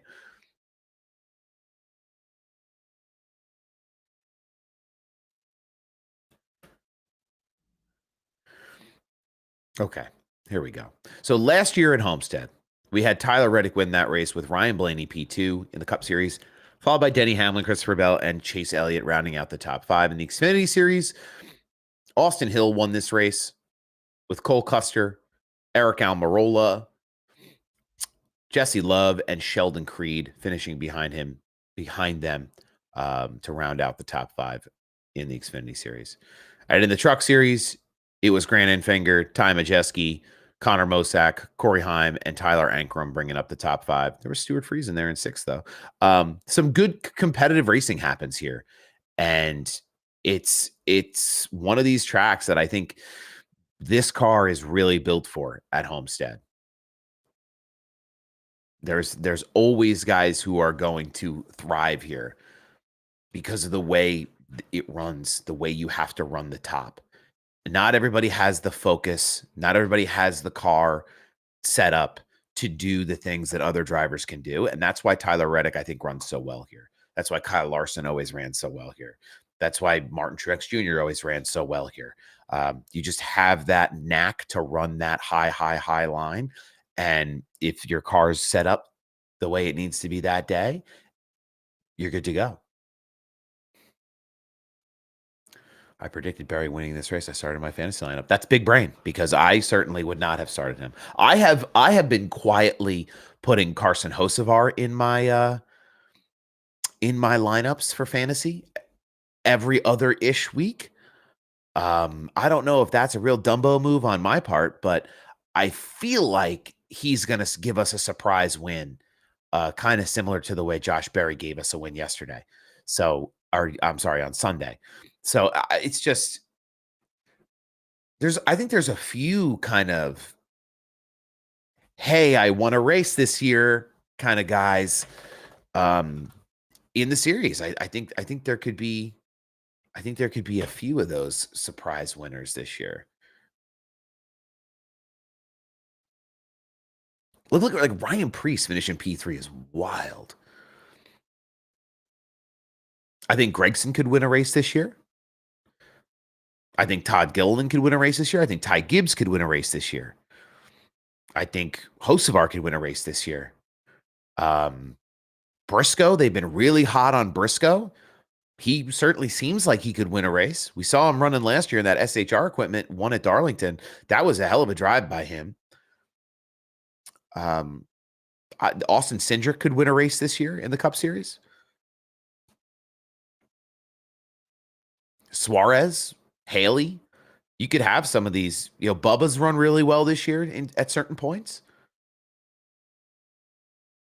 I think you could say, I have to sneeze.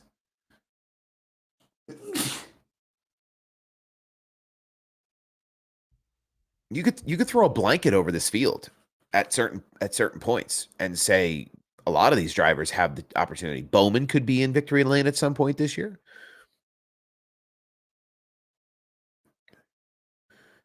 I do feel drivers lack talent nowadays because race cars are replaceable. I mean, it certainly has changed the scope of what driver skill is. I mean, I remember Parker Kligerman. Somebody said it one time years ago that you could find Cup Series talent at any short track race on a Saturday night. You could put a lot of local drivers into Cup cars and replicate success just because of the way that the cars are built nowadays. Besides Bell, seems like other top drivers having a slow start. I could see Preece winning. I feel like Preece has had the best RFK car at times this year. I mean, he's looked really competitive. Busher, I think, has looked really competitive too at moments. The 6 has been the least competitive car, which is kind of wild to believe. I want Brad K to keep on pushing, um, but definitely has not had the speed that we've seen out of the 17 and the 60.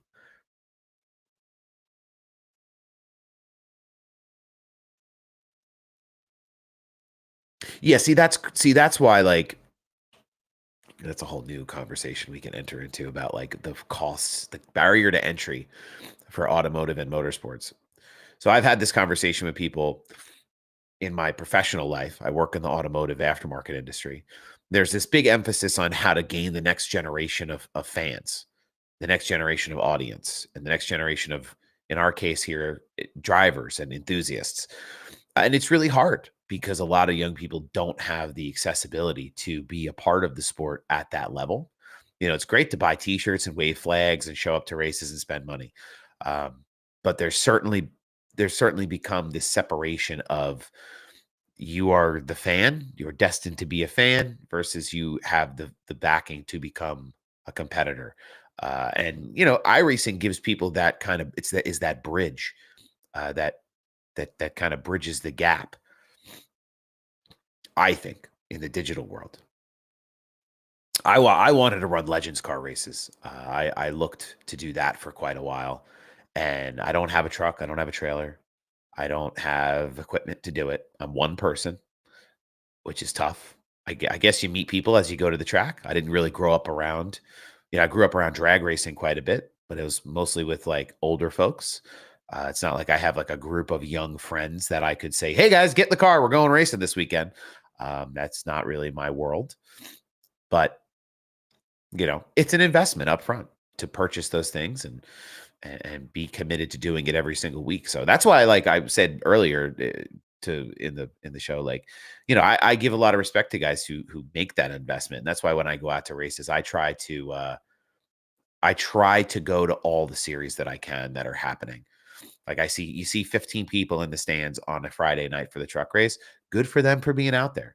It's just a respect thing, I think sometimes, and um, they're out there competing. I want to be out there to see it. So the new NASCAR iRacing game is going to make it a lot more accessible for people on console, potentially a bigger pool of future racers coming through iRacing. I think it'll be smart for them in terms of like what the digital funnel looks like for esports. I don't know how like the new console game will convert to iRacing and iRacing will convert to the real world. That I think is kind of a long stretch goal for people. But you're certainly going to give access to a lot of young people who, oh, I like this. I want to try that at a price point on a console. Yeah, the F1 game, I don't know if it's on Game Pass right now on Xbox. If you have a chance to play around with that, still a ton of fun. It's really very responsive. I don't know how close to a simulation it is, but you definitely get a good feeling for the car. You get a good feeling for the tracks. You get a good, base level understanding of what F1 is kind of about. It's not like Heat. Like Heat, the Heat games to me are a lot of fun. I like NASCAR Heat games, um, but they're more arcade games than they are arcade. They're closer to arcade than they are to simulation. The same can be said about like Forza Horizon. I love that game. That game's not like a real true to life simulator. It's closer to an arcade game than it is anything else. I did see that. So yes, that's a great thing to bring up, and I'm glad that you did. So the new Xbox, if you're interested in iRacing and you're interested in console gaming, the new Xbox will essentially be a glorified gaming PC with Windows OS. And we knew that things were going to head that direction after the console wars kind of cooled off. And people during COVID built more PCs and more PC parts were flying out of the door than ever before. So it makes sense that they would go that direction. But I think the new console having Steam is going to change a lot for Xbox because now a lot of players will have access to what used to be PlayStation exclusives. So it'll be kind of interesting to see how that works. I'm glad I have a PC. I'd like to build another PC moving forward in the future. The one I have now is getting to be, when was COVID? 5 years ago? So it's 5 or 6 years old. I figure I get another 2 or 3 years out of it before I really need to upgrade some of the hardware. But for what I play, but yeah, there's definitely some exciting things happening in like the virtual space for motorsports and gaming.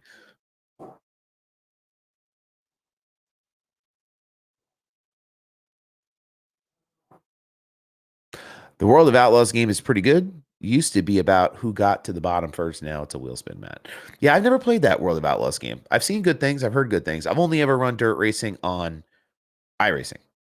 So I've had a good time running dirt racing on iRacing. My setup though, like with the R9, the wheel has like all the buttons and paddles and stuff on it. And if I really wanted to be more serious about um, some of that racing, I would love to replace the wheel with something that doesn't try to chop my fingers off with the paddles every time I, have to kick the car sideways and like you have to handle the wheel as it snaps back. That happens a lot in the drifting simulators I utilize or the drifting games that I play. Um, it's not ideal.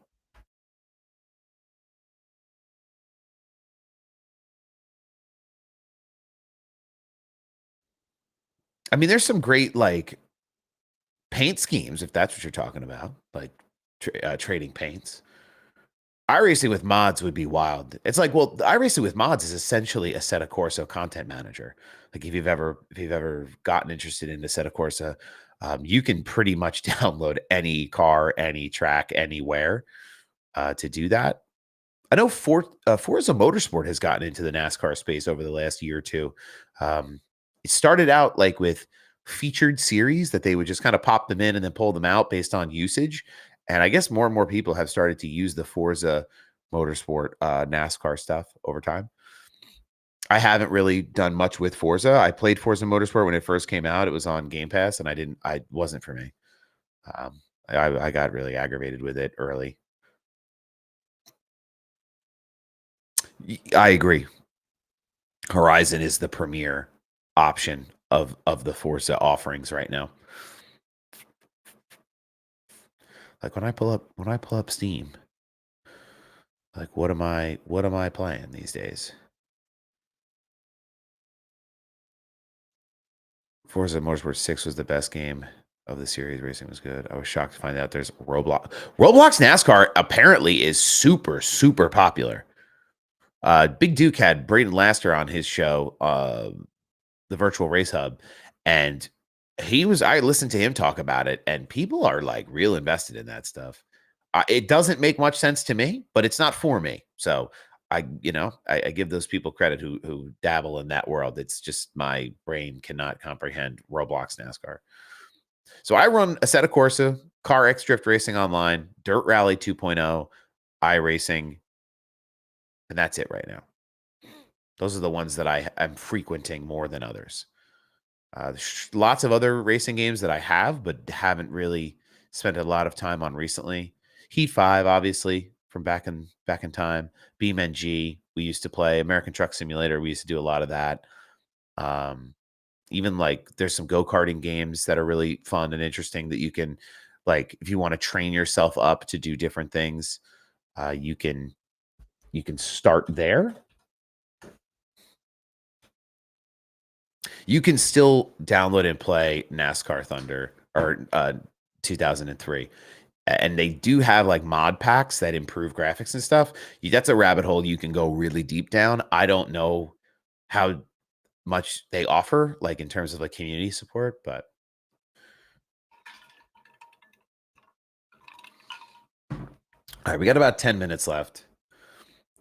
Um, I'd like to do the Wordle with everybody to finish the day. I appreciate everybody on TikTok being here this morning. I didn't get any comments on YouTube, Facebook, or Twitter today. None. That's rare. Maybe there's something wrong with me. Maybe. I don't know. But I didn't get any. So it's unfortunate. Oh, there we go. You can find me on YouTube at Slide Job Sal.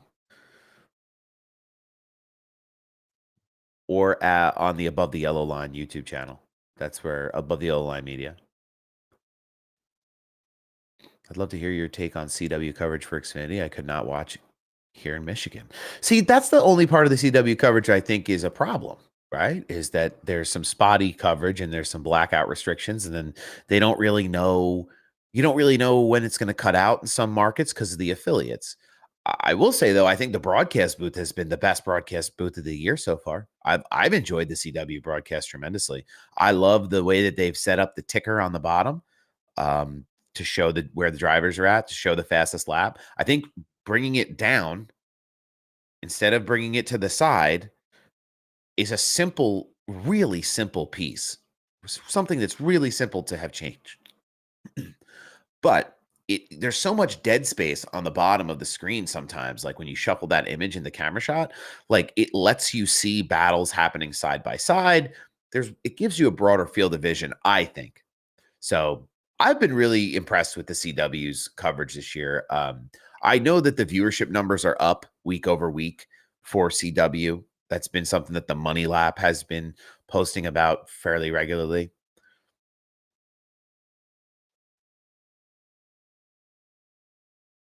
I will say it made it tough to watch the race. It hurts the sport. It's even hurting football. Yeah, I do think they need to figure out what they're going to do with like, oh, okay, well, we're going to put basketball on now. That's I think is what, football's getting the boot for something else. Yeah, they have like multiple networks, Pix 11 is the one by me. So like, the CW can't show something on their big broadcast, they'll go to Pix 11, which is a pain. It's a pain, but at least I can watch it. I still really don't understand why they don't put it in the app. That I haven't quite figured out yet. Like, okay, put it in the app, let people watch it wherever they want, let them stream it on their device. Now, to be fair, the way that streaming works versus TV viewership, it's harder to quantify viewers on a streaming platform than it is on television. So maybe that's part of it. Because when these broadcast companies report their numbers, it's usually separate. It's usually we're gonna do TV number and then streaming numbers, and they're not really considered the same. And I don't know what they get on their back end for analytics. Do they get watch time? Do they get watch hours? Like, I don't know if they really value those analytics as high as they view, like, we had this many individual viewers for this broadcast. I think it's easier to sell. We had 2.7 million viewers versus we had 147,000 hours of watch time. I don't think people understand what the watch time metric is at a high level like that. Maybe they do. Maybe I'm wrong. I'd like to be wrong because I think the streaming stuff is the future. So it's like, put it on the app, let people watch. Monster Energy could make an app with all motorsports like Flow Racing. They could, like Red Bull has. Like Red Bull has that like action sports network. They do be cutting to commercials fast. At least they throw them up side by side most of the time. Especially during the cup races, they at least you're getting some nonstop action, but you're gonna have commercials. You're never getting rid of the commercials, unfortunately.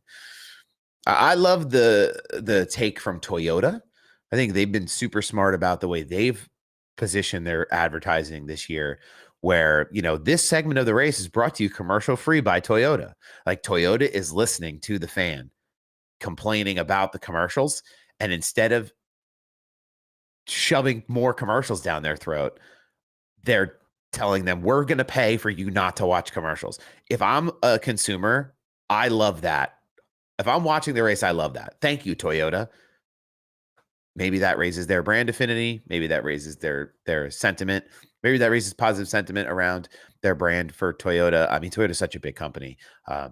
It's like, I don't know if they need a lot more positive PR. They get a lot of positive PR as it is, but I'm sure that the race fans notice that they're giving back like that, because they don't have to do that. I mean, they are $1 billion business, but they don't have to do any of those things. I appreciate the roses, Marty. Side by side should always be a thing, but when a wreck happens, cut back right away. Yeah, I mean, it's like, what is that, like picture in picture on the bottom? Like throw the commercial up on the big screen, leave the broadcast down just in the corner. And if something happens, swap them. Just switch them. The commercial still plays, something's happening. You show it, and that's it. I wish I could buy a Toyota Camry. I shopped for one forever. They're very expensive cars for what you get sometimes. I wanted a TRD, so that should tell you everything you need to know about how financially reckless I am. I never bought one, but they are really nice cars. I have a Honda Civic right now, an SI. I'm getting tired of driving stick shift. So someday when I do make, I have 162,000 miles on my Honda Civic. It's got a lot of life left in it. If you want me to be honest with you, I think it'll go another 100. But when the time comes someday, that'd probably be what I go to. I'd probably go over to a Toyota. I'm not driving an F-350 Lariat. That is exactly the opposite of a Camry, for sure.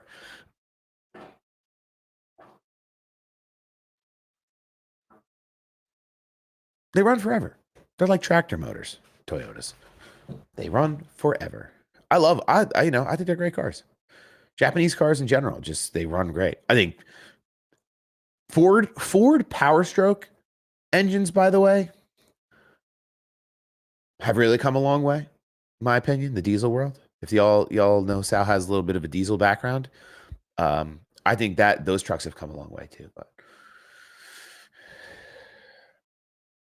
I was looking at pickup trucks yesterday. I was looking at an old little Facebook marketplace find. Like $2,200. It's an old F-150 with the extended bed. It's an automatic. It had 60,000 original miles on it. It looked like somebody just left it outside of their house, and the rain and the elements just peeled the paint off this thing. The floorboards were rotting out. Definitely seen some water, but I don't really need another vehicle. But it's like, this is a great deal for somebody for $2,200 in today's economy to go get a truck with 60,000 miles on it. The only thing is, like, if I'm not going to live on my own, I'm going to get stuck. In terms of like maintenance, I'm not going to have a place to work on this on a vehicle. So I need something that I know I can get in the car, hit the button, and go. 7.3 liter is the best. Mine is 6.7 with the stupid, yeah. I'm not competing with the EPA today. The 7.3 Godzilla motor is one of the best motors that Ford ever made. I saw Cummins just made their first ever gas engine. That's interesting to me. Who knows how that could affect the automotive world, but it could certainly also play into motorsports down the road. That's really where Cummins got its start. If you don't know, they made tractor motors, but a lot of the first Indy cars that ever ran had Cummins motors in them, if you can believe it. Well, that's a lot of the issues with the diesel engines, is just making sure the fuel systems are clean and they're well oiled. What? No way. Well, yeah, there's no maintenance cost on a 12 valve because nothing ever happens to them. All right, let's see. Let's start the Wordle, because I have to use the bathroom pretty soon, and it's not gonna be pretty in here for too much longer. Okay.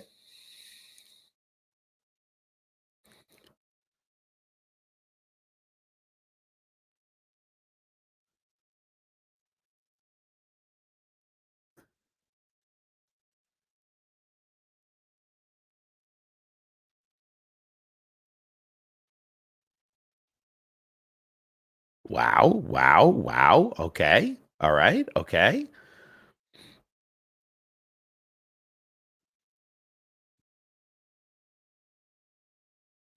Hey, John. Sorry I didn't see your comment. I appreciate you stopping in. It's been a light day today. Are you gonna? Yeah.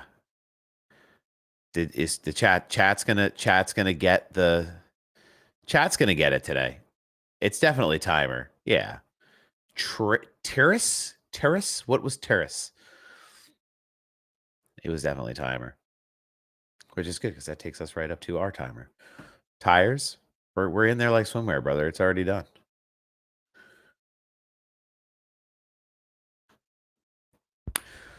Oh, man.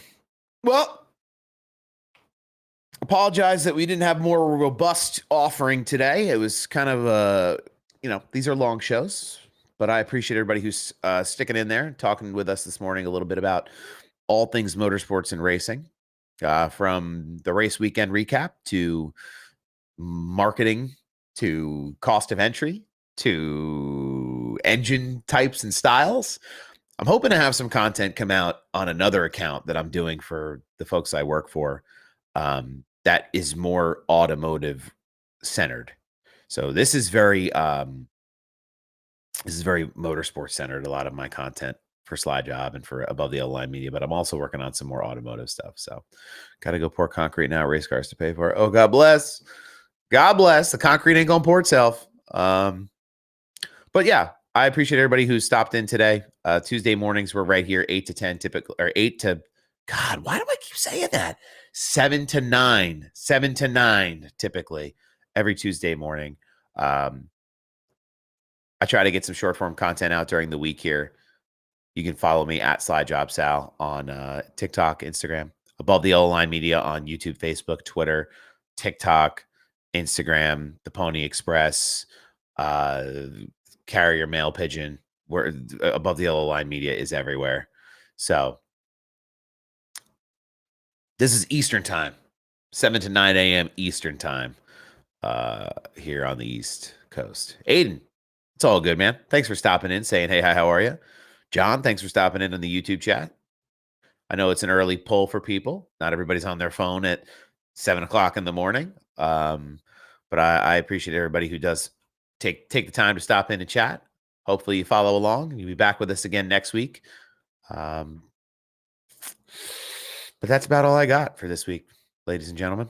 So 5 a.m. for you. Well, we'll see you the second half, brother, because that is way too early to be watching YouTube or TikTok. That's crazy. That's dedication. God, I like to sleep. I'm a sleepy guy. I'm a nighttime guy. Like I stay up till 2, 3 o'clock in the morning, but I don't want to be up at 5 o'clock in the morning. Tough to pull away from the pillow. Easy to go get more coffee. That's how I think about it. But we all got to get things done, right?